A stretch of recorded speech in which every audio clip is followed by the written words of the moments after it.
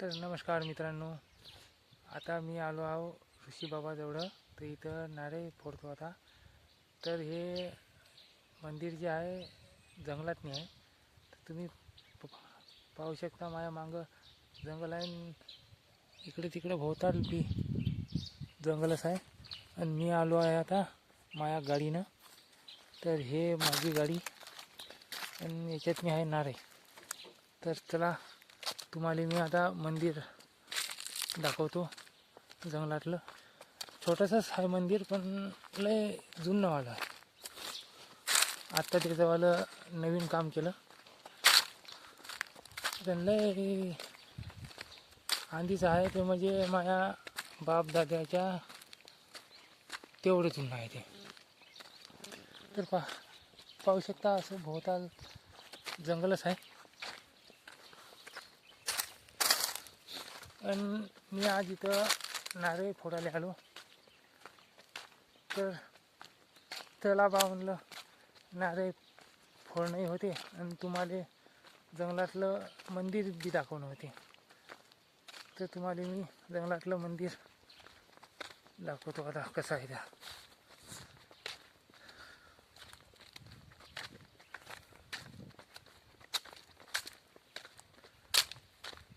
चारी खूप जे आहे जंगलच आहे.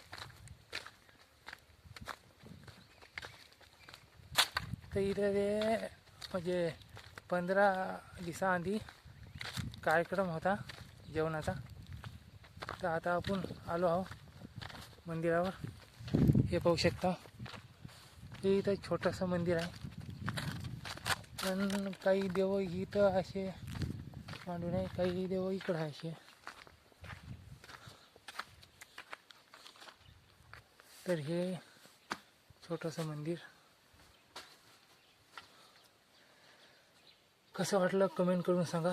आणि जर व्हिडिओ आवडला असेल तर व्हिडिओला लाईक करा, चॅनलला सबस्क्राईब करा. आता आपण नारळ फोडू.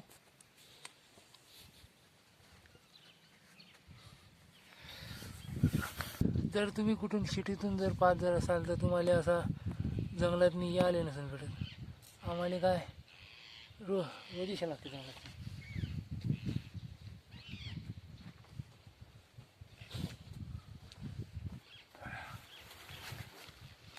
चला तर मित्रांनो, हे होय पाण्याची शिशी देवावर टाकासाठी, हे नारळ फोडासाठी. आणि याच्यात मी आहे निवड.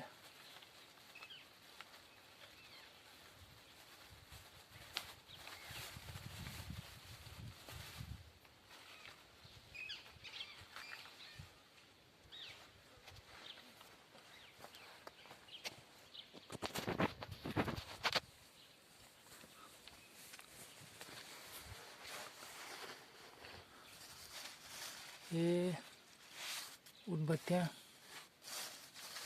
चटणी, फुलं आहे आणि कापडाची डब्बी. आणि हे इकडे निवड आहे. चला तर मग आता आपण पूजा सुरू करूया.